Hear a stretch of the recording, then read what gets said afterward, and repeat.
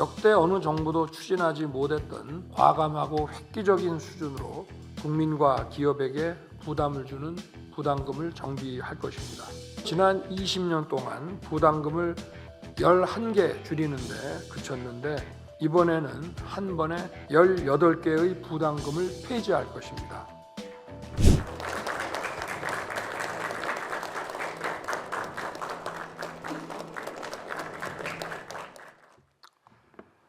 네, 여러분 반갑습니다. 우리 정부 출범 이후 2022년 7월 8일 첫 번째 비상경제민생회의를 열었습니다. 오늘로 벌써 23회째가 됐습니다. 비상경제민생회의는 각 부처 장관, 민간 전문가들과 함께 민생 현안을 논의해서 시급한 대책을 제시하는 자리입니다. 이와 별도로 올해 초부터는 국민과 함께하는 민생 토론회를 열고 있는데 민생 아젠다를 중심으로 부처 간 벽을 허물고 국민의 목소리를 현장에서 직접 들어 즉각 해결책을 만들고 이행해 왔습니다. 이처럼 정부는 국민들께서 민생 변화를 체감하실 수 있도록 모든 노력을 다하고 있습니다. 오늘 비상경제 민생회의에서는 부담금 정비와 규제 유예를 통해 국민의 어깨를 가볍게 하는 방안과 민생 활력을 높이는 금융 지원 방안을 중점적으로 논의할 것입니다. 최근 우리 경제는 전반적으로 회복의 흐름을 보이고 있습니다. 세계 교역과 반도체 경기 회복으로 올해 들어 수출이 전년 동일자 대비 일평균 11% 이상 증가하고 고용률은 25개월 연속 역대 최고치를 기록하고 있습니다. 첨단 신산업을 중심으로 기업의 투자들도 크게 확대하고 있습니다. 지난 1월 15일 수원에서 열린 제3차 민생토론회에서 삼성과 SK가 반도체 메가 클러스터 조성을 위해 47년까지 622조 원의 투자 계획을 발표한 데 이어 오늘 현대차 그룹은 차세대 모빌리티 등 분야에서 향후 3년간 68조 원을 투자해서 약 20만 개의 일자리 창출 계획을 발표했습니다. LG그룹도 AI, 바이오 등 미래 전략 산업을 중심으로 향후 5년간 100조 원을 국내에 투자할 계획임을 발표했습니다.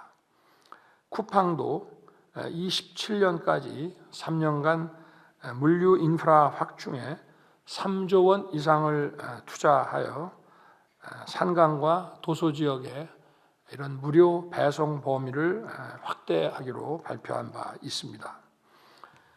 이와 함께 1분기 외국인 직접 투자도 이미 지난 3월 25일에 60억 불로 이미 사상 최고치를 넘어섰습니다. 이러한 경기 회복세가 민생 경기 전반으로 빠르게 퍼져나갈 수 있도록 정부는 국민의 부담을 덜어드리고 소득을 증가시키기 위해 최선을 다하겠습니다. 이를 위해 먼저 부담금을 정비하고 관리 체제를 강화하겠습니다. 저는 지난 1월 16일 금년도 제4회 국무회의에서 모든 부담금을 제로 베이스에서 검토할 것을 지시했습니다. 부담금은 특정한 공익사업을 위해 국민과 기업이 부담하는 그림자 조세입니다.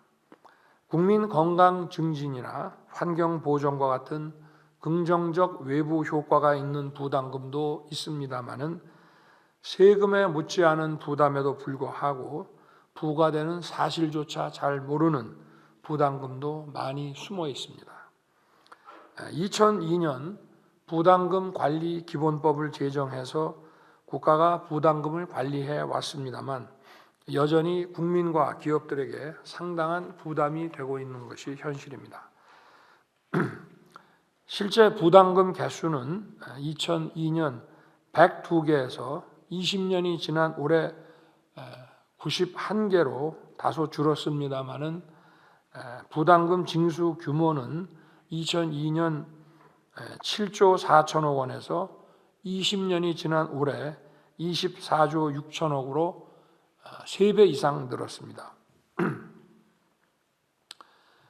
역대 어느 정부도 추진하지 못했던 과감하고 획기적인 수준으로 국민과 기업에게 부담을 주는 부담금을 정비할 것입니다. 먼저 지난 20년 동안 부담금을 11개 줄이는데 그쳤는데 이번에는 한 번에 18개의 부담금을 폐지할 것입니다.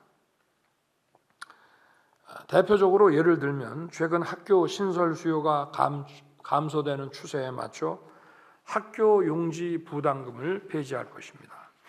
그리고 영화 티켓에 부과되는 영화관 입장권 부담금도 없애겠습니다. 당장 폐기하기 어려운 14개 부담금은 금액을 감면해서 국민의 부담을 확실하게 덜어드리겠습니다.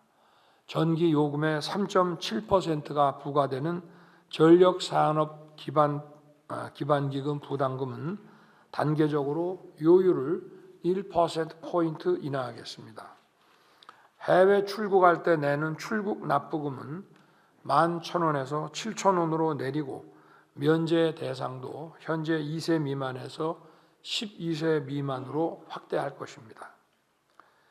정부는 부담금의 폐지와 감면이 국민의 세금 부담으로 전가되지 않도록 그동안 부담금으로 추진한 사업들의 지출 구조를 효율화하는 한편 영화 산업, 청년 농업인 육성과 같이 꼭 필요한 사업들은 일반 회계를 활용해서라도 차질 없이 지원할 것입니다.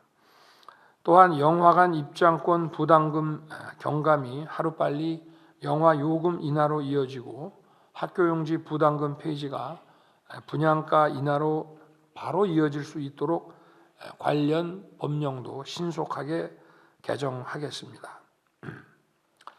아울러 총 263건에 달하는 규제들을 한시적으로 적용을 유예할 것입니다.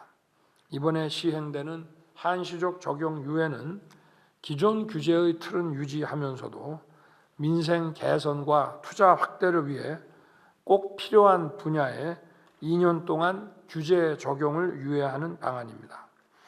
그동안 경제단체와 지자체에서 꾸준히 개선을 건의해온 규제들 그리고 각 부처가 현장 소통을 통해 발굴한 것들입니다. 이러한 규제들은 정책 목적이 있어서 당장 폐지하기는 어렵지만 규제 적용을 유예하는 과정에서 부작용이 없으면 폐지할 것은 폐지하고 손 볼 것은 개선하겠습니다. 우선 기업의 투자와 성장을 가로막는 입지와 시설 규제를 속히 걷어내겠습니다. 용적률은 완화됐습니다마는 산업단지의 고도 제한으로 여전히 증축이 늦춰지고 있는 반도체 기업의 애로를 즉각 해소할 것입니다. 또한 중소기업과 소상공인이 부담은 덜고 혜택은 더 많이 누리도록 관련 규제를 신속히 완화하겠습니다. 온누리 상품권을 전통시장뿐 아니라 더 많은 골목형 상점가에서도 취급할 수 있도록 사용처를 확대하겠습니다. 또 외국인 근로자가 불법 이탈한 경우 사업주가 철저히 관리한 것이 입증되면 향후 배정 인원이 삭감되지 않도록 불합리한 외국인 고용 규제를 개선하겠습니다. 아울러 일상의 불편과 부담을 줄여드리는 규제 정비도 속도감 있게 추진하겠습니다.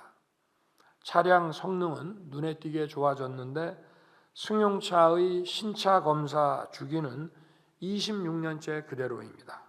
최초 검사 주기를 신차 등록 후 4년에서 5년으로 개선하고 서울과 같이 검사소가 매우 부족한 도심에 신규 검사소를 확충해서 국민 불편을 덜어드리겠습니다.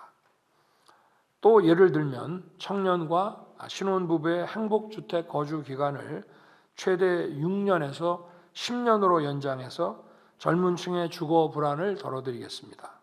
뿐만 아니라 활동 지원사를 구하지 못해 최중증 장애인을 가족이 직접 돌보는 경우 이 활동 지원금을 동거 가족에게 지급하겠습니다. 이러한 부담 경감 방안들과 함께 민생 활력을 높일 적극적인 금융 지원 방안을 펼칠 것입니다. 고물가와 고금리로 어려움을 겪는 소상공인과 중소기업에 돈이 돌게 만들겠습니다.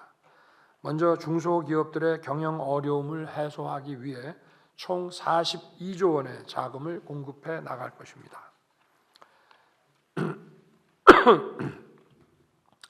정책금융기관과 민간은행이 함께 기업들의 수요를 정확히 파악해서 적기에 맞춤형 지원을 해주기 바랍니다. 현재 소상공인의 고금리 부담 완화를 위해 금융권과 정부가 총 2조 3천억 원 규모의 금리 경감 방안을 시행하고 있습니다. 은행권이 1차로 2월에 1조 3,455억 원의 이자를 소상공인에게 이미 환급하였고, 또 중소금융권은 지난 3월 18일부터 신청을 받아 오는 29일부터 3천억 원을 환급할 계획입니다. 소상공인 시장 진흥공단의 5천억 원 대환 대출도 지난주부터 시작됐습니다.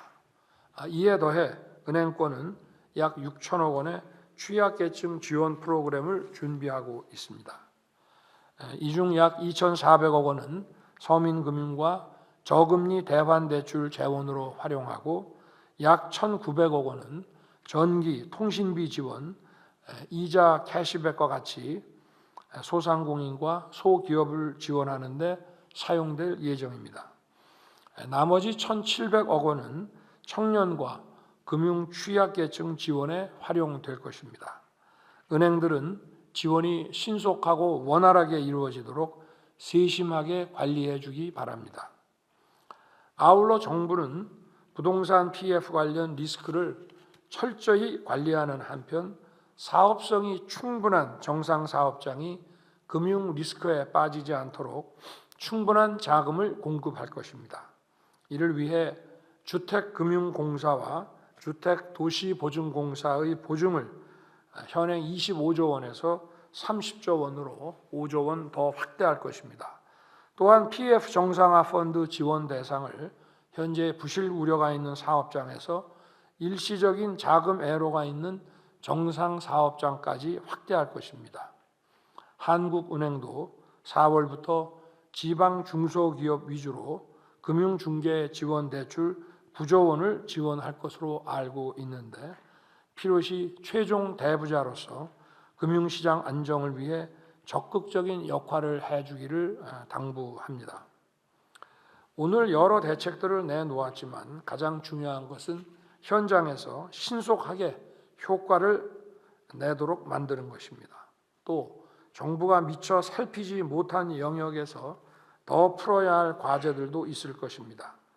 오늘 참석한 전문가 여러분들께서 현장의 목소리를 생생하게 전해주시고 각 부처 장관들은 의견을 경청하여 신속한 실천 방안을 수립해 주기 바랍니다.